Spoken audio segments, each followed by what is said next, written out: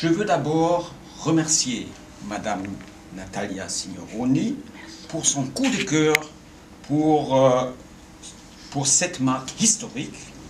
C'est grâce à sa passion et sa connaissance dans l'horlogerie qu'elle a mis en scène dans quelques semaines la plateforme de marketing pour cette première mondiale et pour la foire de Bâle et pour ce rendez-vous de presse exclusif d'aujourd'hui. Avant de saluer cordialement les membres de la petite équipe de force de frappe, nous voulons penser aux personnes principales qui ont marqué Urban Jorgensen les derniers 30 ans. Monsieur Bamberger, le dernier propriétaire décédé en 2010, et Monsieur Derek Pratt, le master watchmaker d'Urban Jorgensen pendant des dizaines d'années, décédé en 2009. La philosophie de Urban Jorgensen est dès 1773 Outhouse and Best Talent Strategy. Mr. Kari Voutilainen, le master watchmaker de ce projet, Monsieur Jean-François Maugeron de la Chronode SA, le bureau d'ingénieurs qui a développé avec Monsieur Bamberger et l'équipe ce nouvel échappement et le nouveau calibre sont témoins de cette philosophie. Monsieur Niels Kammermann, horloger et Managing Director of Urban Jorgensen today. Et non pas oublier nos conseillers pour les différentes réalisations, parce qu'une des choses typiques de Jorgensen, c'est l'amour pour le détail. Et si je parle de détail, le cadran n'est même pas un détail. Le cadran fait aujourd'hui dans les marchés de marketing et de vente 50 ou 60%. Et j'ai ici notre conseiller pour les cadrans, une personne icône dans les cadrans, Monsieur Roland Thiel. I call him Mr. Dial.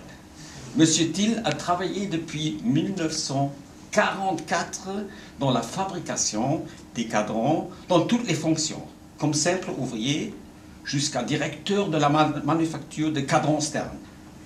Il n'y a personne aujourd'hui qui a cette connaissance des fabrications historiques et actuelles des cadrans et de toutes ces variantes.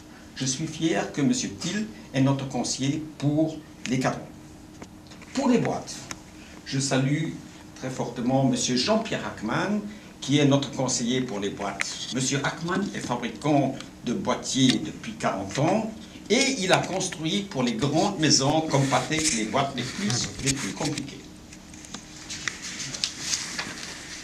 Parlons de la marque Urban Jorgensen et des montres Urban Jorgensen. Dans ma carrière de 40 ans dans l'horlogerie, de collection et de commissaire-priseur, je me rappelle des moments émouvants de montres marquées de Urban Jorgensen. Ces montres sont tellement rares et prestigieuses que c'était chaque fois Talk of the Town va apparaître une montre Urban Jorgensen dans une vente aux enchères. En 1979, une des plus belles chronomètres de poche, la fameuse Admiral Krusenstern, est la montre phare de la vente chez Nitide à Düsseldorf. Et elle atteint un prix sensationnel à l'époque de 100 000 francs suisses.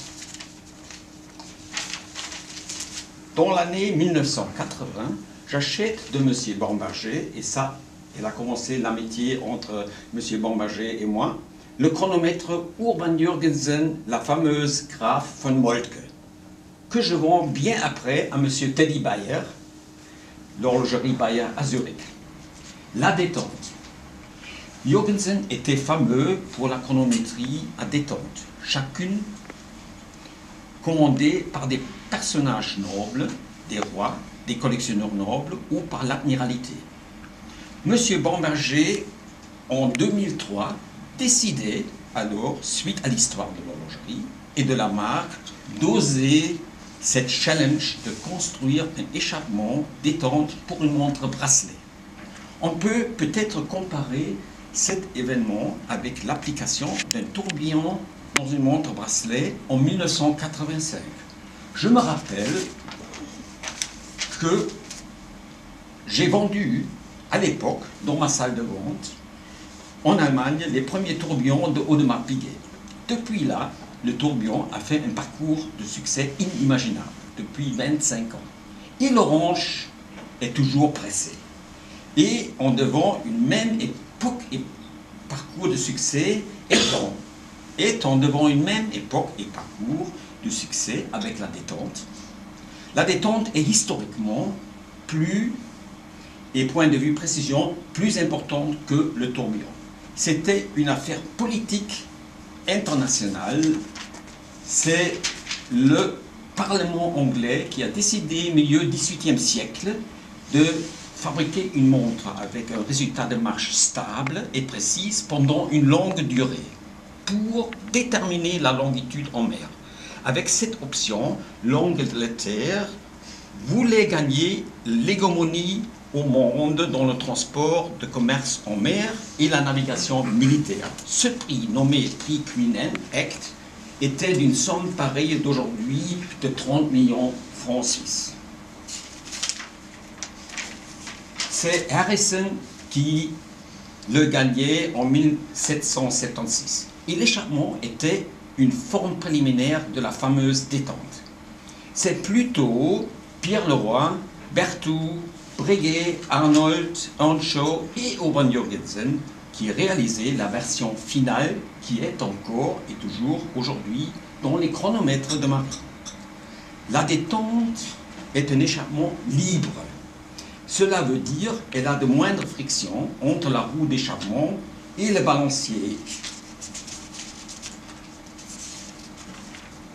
L'exigence incroyable pour Bamberger, M. Maugeon, M. Boutelain et toute l'équipe était de résoudre le problème de choc. La détente est très sensible au choc. C'est pour cela que dans les chronomètres marines, elle est posée dans un placement cardanique que le tient toujours en horizontal. Dans notre cas, il fallait trouver une autre solution. Je donne la parole à M. Maugeon et M. Boutelain pour parler plus du technique.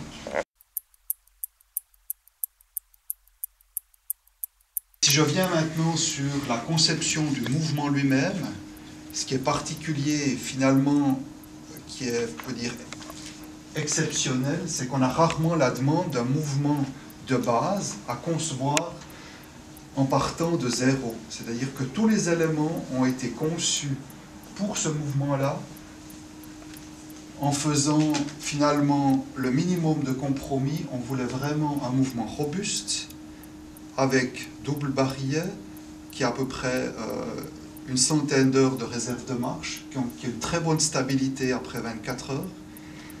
Et on a pu démontrer aussi là, par des résultats au COSC, mais peut-être que vous allez y venir, M. Crotte. Je ne sais pas si vous allez en parler après. Non, d'accord. On a fait une comparaison donc, entre cet échappement-là et puis 300 mouvements qui ont passé par le COSC d'une grande marque qui fait énormément de dépôts. Et finalement, la marche, la stabilité de marche ou la marche diurne était 40% meilleure que ce lot de 300 montres d'une grande marque horlogère. Donc, ce qui a aussi démontré par la pratique que aussi bien la fiabilité par le chrono fiable que les résultats de COSC étaient à la hauteur de nos attentes.